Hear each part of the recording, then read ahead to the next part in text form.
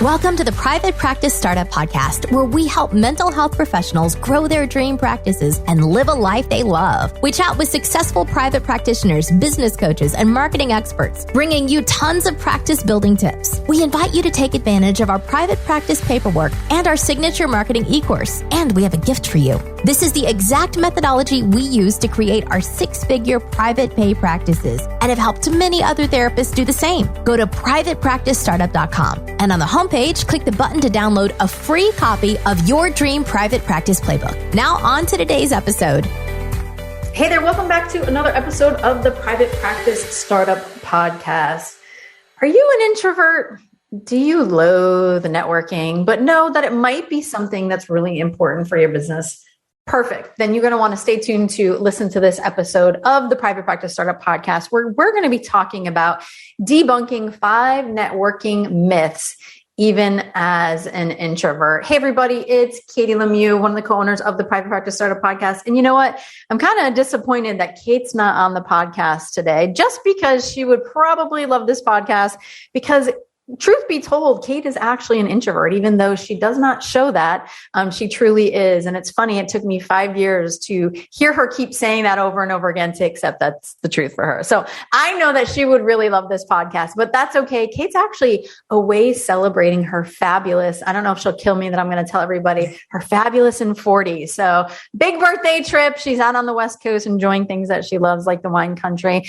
But in her place, we have our amazing private practice coach, Susan Block, who's going to be co-hosting with me today on this podcast. So who is our guest today? Our guest today is Susanna Horowitz, is a trauma-informed, nature-based expressive arts therapist and licensed professional counselor with dual licensure in Mass and Colorado. She loves to bring therapy clients off the couch and into the outdoors to help them connect with the multifaceted powers of imagination, sense of humor, playfulness, and creativity to heal trauma and thrive. She created private practices in 2 different states without investing time or money into a website or social media presence, by simply focusing on building and nurturing authentic connections with others in and outside of the counseling field. As an introverted therapist, she has spent many years debunking the myths that we are told about how difficult networking is for introverted therapists. It has become her mission to share what she has learned so that other therapists can also find more ease and enjoyment in building a strong referral base for their ideal private practices. So before we dive into this really great podcast today, we hope that you guys joined us last week as we brought Dr. Heather Kuhl on for her success story of where she is now. So we love doing the success stories. It's so great to catch up with our past coaches and alumni and really find out what has made them successful in private practice, what are some things that they've overcome to get there, and really where they are now. So check that podcast episode out if you haven't already. And before we dive in and welcome Susanna, let's just take a quick moment for our sponsor. Is managing your practice stressing you out? Try Therapy Notes. It makes billing, notes, scheduling, and telehealth a whole lot easier. Check it out, and you will quickly see why it's rated the highest EHR on Trustpilot with over 1,000 verified customer reviews and an average customer rating of 4.9 or 5 stars. You'll notice the difference from the first day you sign up for the trial. They offer live phone support 7 days a week. So when you have questions, you can quickly reach someone who can help. You are never wasting time looking for answers. If you're coming from another EHR, they make the transition really easy. Therapy Notes will import your client's demographic data free of charge during your trial so you can get going right away. Use the promo code PPS to get your first 2 months for free, or try out Therapy Notes for free, no strings attached, including their very reliable telehealth platform. Make 2021 the best year yet with Therapy Notes. Susanna, welcome to the podcast. Thank you so much. I sincerely appreciate this so much. Oh, our pleasure. Yeah, I this is not something that I do all the time, and I'm just really excited to be here. So thank you. Well, we're happy to have you. Yes. And you know, it was one of the things that really just kind of caught my eye is how you said that you didn't even have a website, but you went and did networking. And, you know, it's funny because I love spending one-on-one time with people and networking, but my high D personality on the disc profile is like, it's more like this. It's like, all right, come on, let's just get to the point, like move forward. And that's really not what networking is about, right? It's really about creating that connection over time and following up. And I hear it like as an introvert, I think I'm much more of an ambivert. Ambivert, is that correct? Ambivert? Yeah, you can be an ambivert if you have a little like fall on the extrovert introvert spectrum. Yeah. Yeah. But for me, I definitely like when it comes to the weekends, like I call it going in my turtle shell. Like I don't want to see the phone. I don't want to hear it ring. I don't want to have to respond to it. Like I get exhausted and I need to come, and just be very quiet and re-energized. So I'm really excited to hear what you have to say on this podcast. Thank you. Thank you very much. Yeah. I always love to just kind of start like, how did this all start for you? Whether it's, getting into the therapy world or just being really curious about therapists who are introverts and networking. Or both.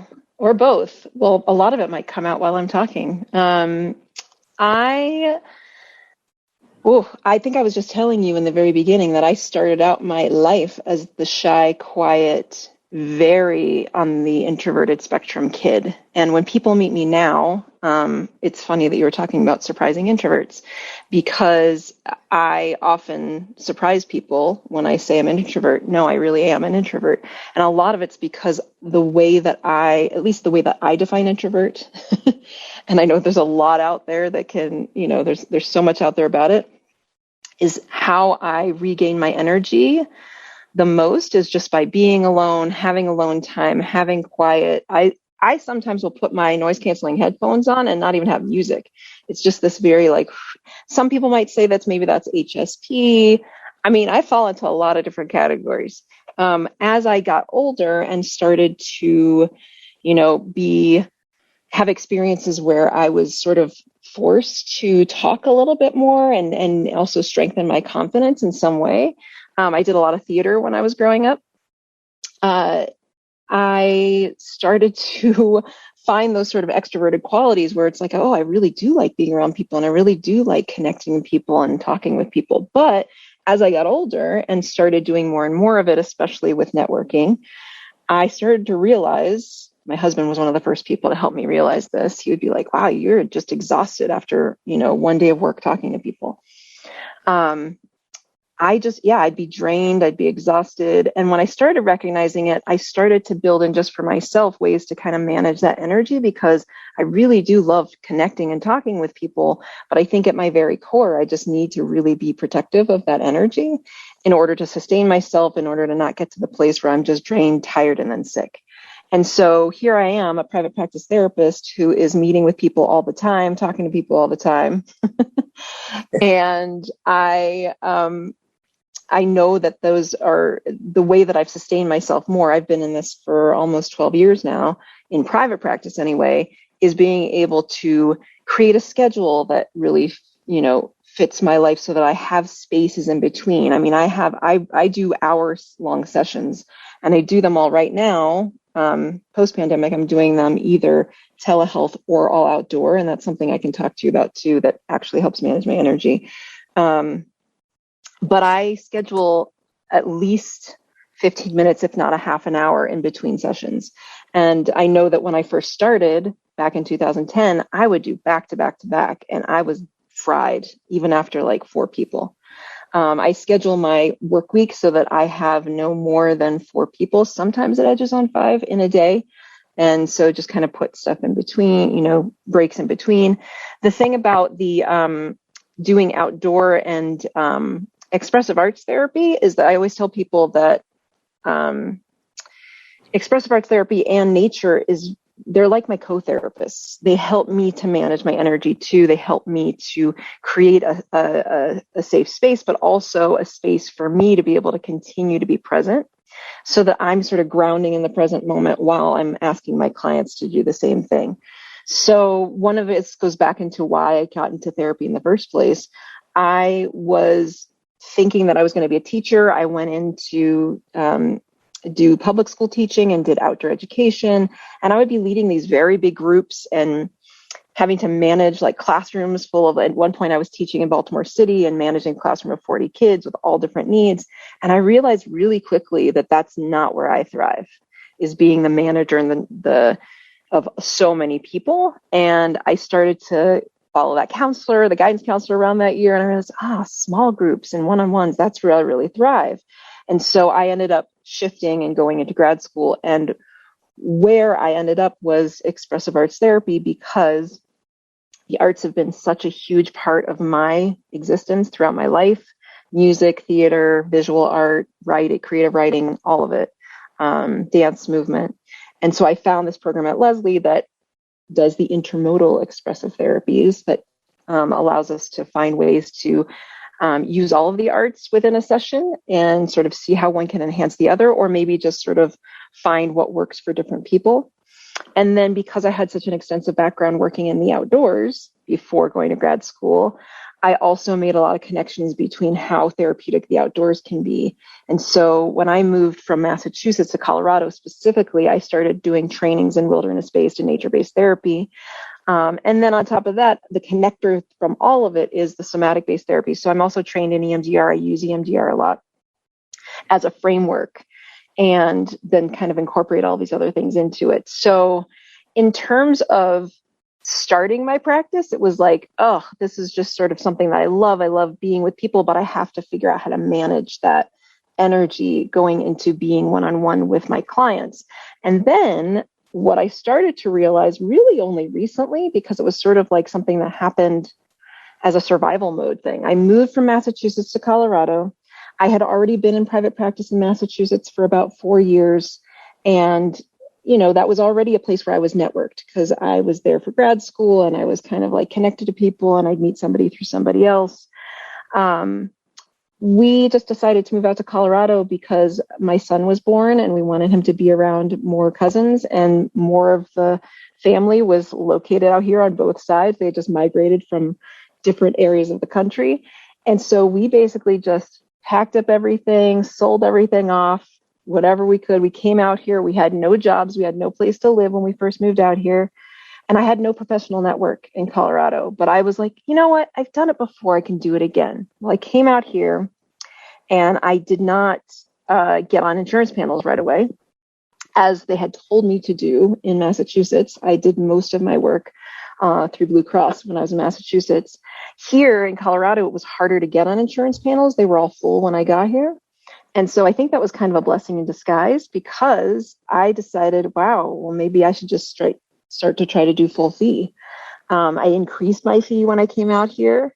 And then it was kind of higher than what some other people had in this area. I'm in a suburb just sort of outside of Denver. And I also, part of the survival mode was, I want to be able to make this work. I want to be able to make this work quickly. Neither of us had jobs at the time. We had a 20-month-old and we were paying rent in Denver, which was steadily rising, outside of Denver even. And so I said, okay, well, we have enough money saved up that we can, do okay until I get, I don't have clients until at least maybe like a few months into 2015 after we moved here. And so I just hit the ground running with connecting with people. And I think part of this was, in my mind, I look at it and go, okay, I didn't have a website for those years. I was on somebody else's website and I had a Psychology Today profile. I want to be really transparent about that. It's not that I had nothing. It's just that I really put no effort into the online marketing at that point, from like 2010 to 2014. And when I came out here, I was like, oh, well, I reached out to people, other therapists on Psychology Today before I even left Massachusetts. I looked in the areas where I might want to be and was like, that person seems like really cool, and I'd connect with them. Let me just call them from Psychology Today. And so I contacted them, and there were a few people that got back to me. One person in particular even said, hey, come and you can see my office. I might have office space for you. So, coming here, I hit that ground running, and I had maybe I had basic Vistaprint business cards, but I didn't really have an online presence. And I didn't realize it again until maybe just this last year, when I've been talking to a lot more therapists and some coaching programs that I've been in, who are like, how did you do it without a website? You're such an anomaly. And I'm like, well, I just didn't really want to make a website. It felt like it's just too overwhelming to me. And so instead of just giving up altogether, I just decided to do the old school. I walked into offices, I grabbed a bunch of business cards, I called a few people. In between those things too, just as an introvert, I feel like even making phone calls for me my whole life has been like, so I've had to learn to use the same sort of somatic tools and other kinds of things to manage my activation levels, even when I'm like, okay, I'm going to call somebody. And one of the first people I called was another person who said, hey, let's meet for coffee. And it turned out that she had sublease office space and she offered it to me, like probably within the first few weeks of me being here. I think I might have had one client when I had that office space. But I kept connecting to one person and then they would connect me to another person and then they would connect me to other people. And so I was spending a ton of time on that, like just meeting with people and hanging out. Nice. And so I have a few questions for you, Susanna, actually, but let's just take a quick moment. I know that's a lot. Yeah, let's just take a quick moment for our sponsor. If you're a private practice owner, this is for you. Running a business is just plain hard. Endless to-do list, employees to take care of, and your ever-present bottom line. So first of all, kudos to you for staying on top of it. I want to tell you about Gusto. Gusto built an easier and more affordable way to manage payroll, benefits, and more. They help over 100,000 businesses with tasks like automated payroll tax filing, simple direct deposits, free health insurance administration, 401ks, onboarding tools, you name it, Gusto made it easy. And they really care about the small business owners they work with. Their support team is attentive and helpful. And since money can be tight right now, you'll even get 3 months free once you run your first payroll. Just go to gusto.com/PPS and start setting up your business today. You'll see what I mean when I say easy. Again, there's that 3 months free.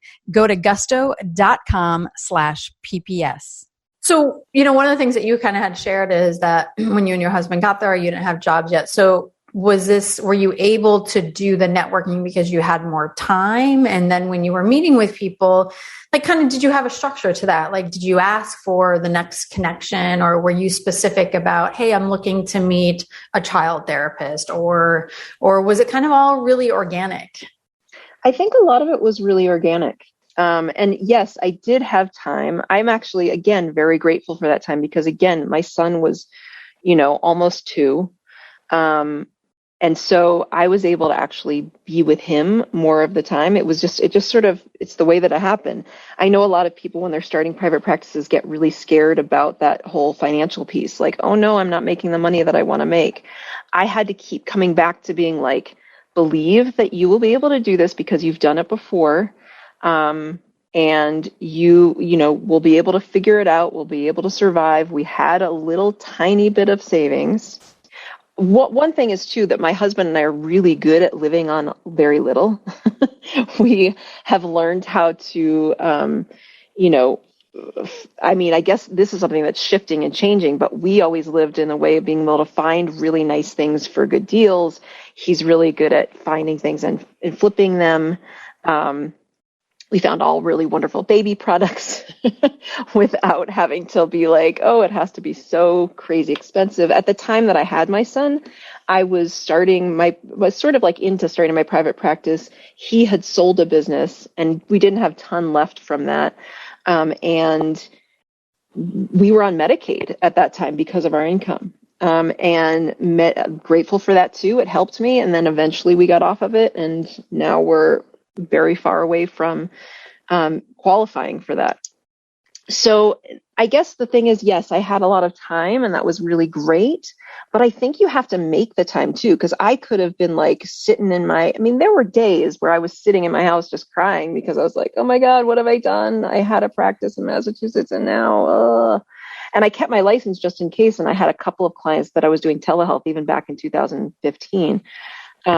But it just was, sometimes it was a struggle and I was like applying to jobs at one point. And then as soon as I would get an interview, they would say, okay, you have to be on call for this thing. And I was like, oh no, I am not going back to that schedule where somebody is in charge of my schedule. So I just kind of kept sticking with it and connecting. I think connecting to people was also, this is another part of networking for me. It was very supportive. I started feeling like, oh, there are other people out there who understand and they know what it's like. And it just talk a little bit more about that. Know what is like. Just really validating, knowing what it's like to feel isolated in private practice, and to struggle to make the kind of money that you want to make for your own individual life, to get the kind of ideal clients that you want to work with, to feel like you have a community, to feel like you belong, to feel like you're even, I'm doing the right thing, doing this private practice business in my profession. All of that stuff. I mean, what would happen is, and when we were talking about, you asked me if it happened organically, what I realized is I would just go in, and the times that it was easier for me to network because I wasn't trying so hard to get something from them. I was just going in and being like, okay, we're just having coffee. We're getting to know each other. We're having a good time. It's kind of like what I was telling you about podcasts. Like now that I'm interviewing for podcasts, I'm like, oh my God, this is so scary. I have to make sure I do everything right. The perfectionism is coming out. And then what I have to keep, and podcasters are telling me too, like you guys did, hey, we're just having fun.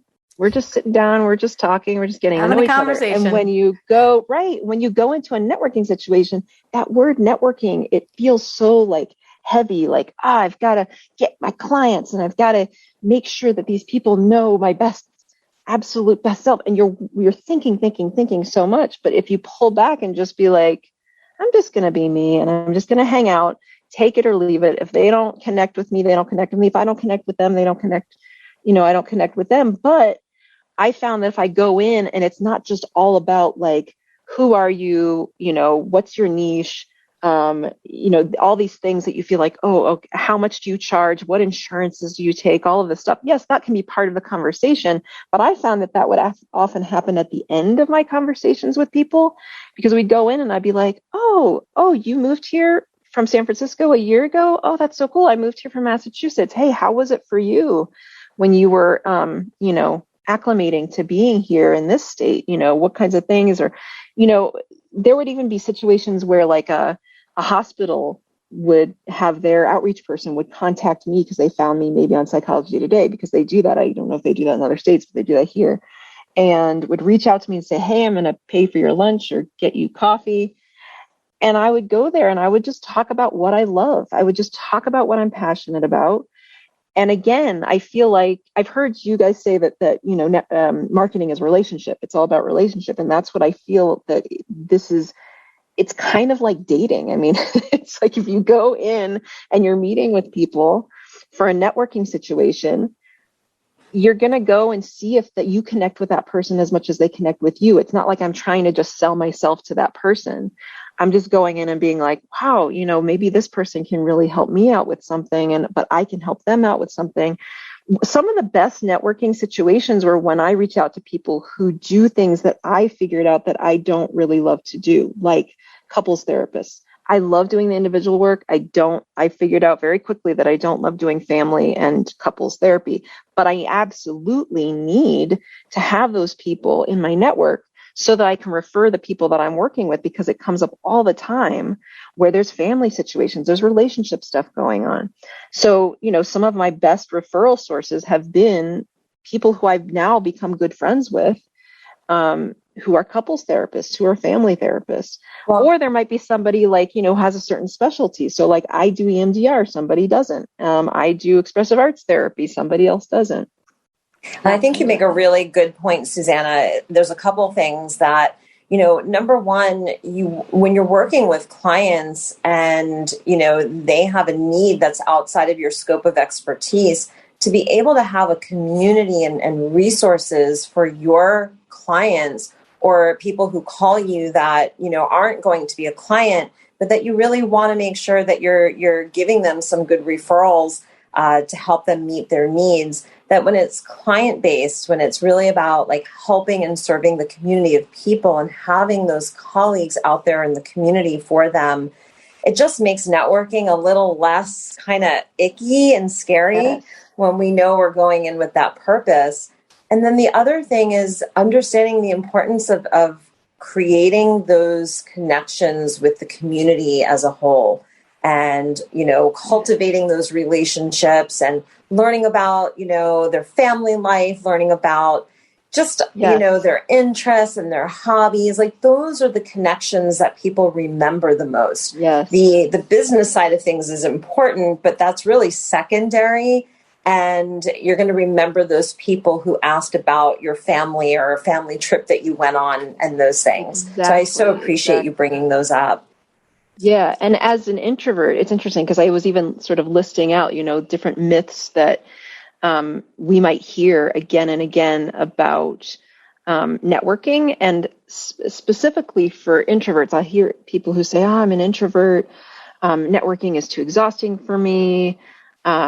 I'm wiped out just even after meeting one-on-one with somebody, and I'm trying so hard to do this, but I have people say another myth is you have to be an extrovert or act like an extrovert or pretend to be like an extrovert to be good at and be good at small talk to be great at networking. And what we're talking about even right now is one, there's two ways that you can allow yourself to be less exhausted, especially if you're an introvert. One is just to make sure that you're taking care of yourself before, during, and after any interaction, whether it's a client or whether it's somebody that you're networking with.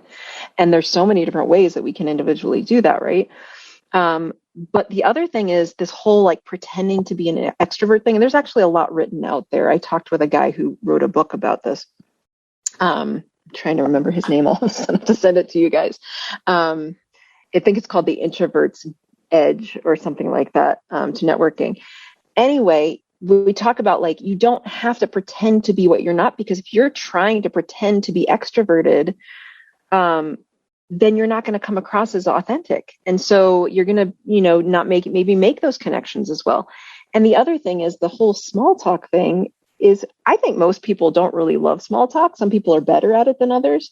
But I think that just like what you're talking about, if you're connecting with somebody, making some connection about anything. I mean, this is just something that I've practiced and I've become good at over my life. But I also think that introverts are really good at making connections because they're really good at just sort of noticing details and seeing things and going, oh, okay, hey, you're from this place. Do you know so-and-so, or have you been to this restaurant, or whatever it is? Or even if it was just like, oh, you just traveled here. Did you see what, something like that.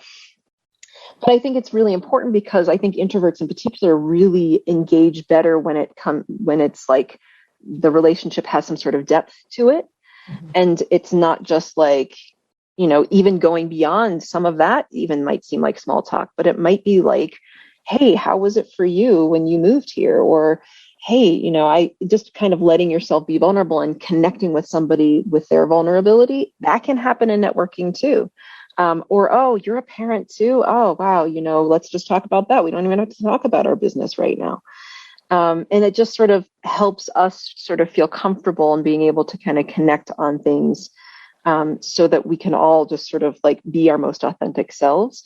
The other things that I think are myths are that you have to absolutely be ready to present yourself. You have to have clients. You have to have that fabulous elevator pitch. You have to about your niche. You even I didn't really know what my niche was until recently, until somebody kind of reflected it back to me.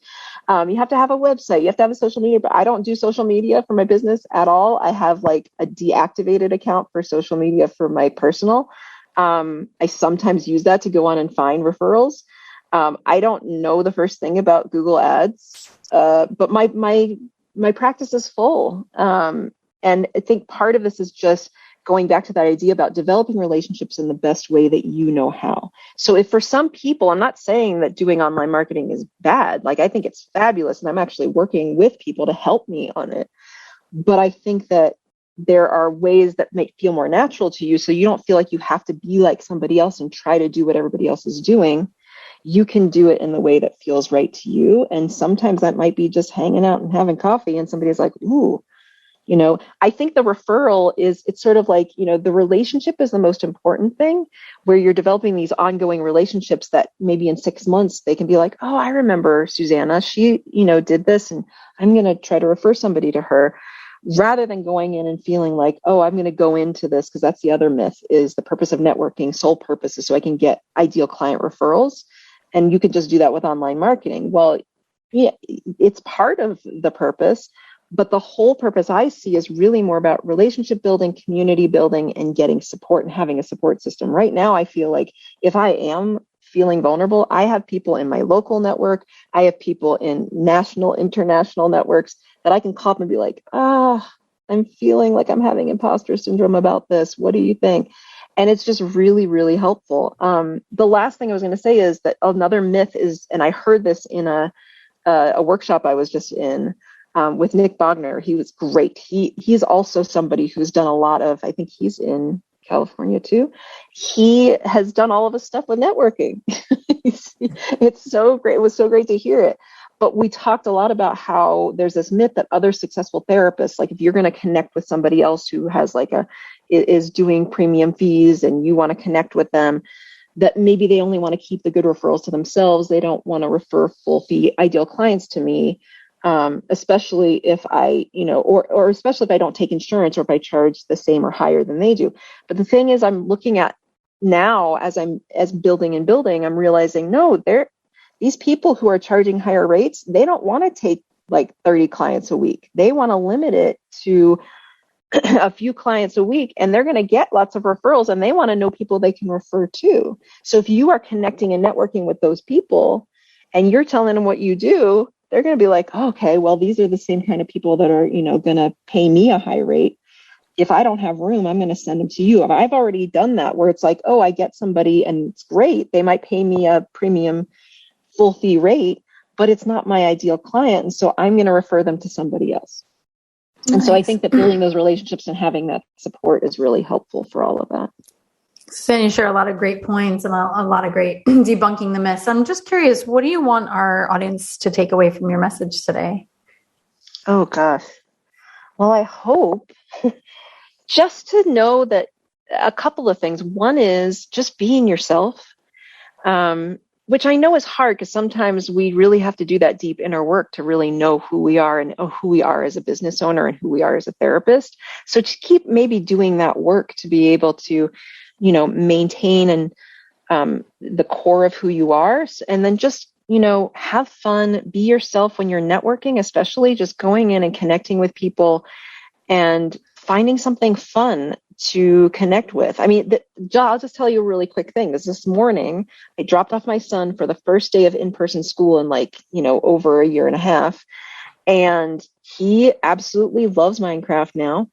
And he wore his new Minecraft shirt, and there were at least 2 other kids who had a Minecraft backpack or something else. He didn't know all the kids in his class. And one of the first things that my husband and I said was, hey, he's got a Minecraft backpack on. Just go over and ask him about it.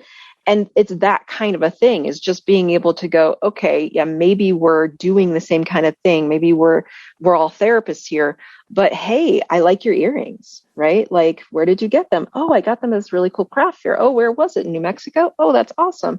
So it's just like letting those things happen so that we relax and enjoy each other's company authentically, I think is really great. And the other thing that I was going to say is to remember is to just, I have this thing where I have to prepare, but some of the best advice that I've gotten from supervisors and other people is just do it.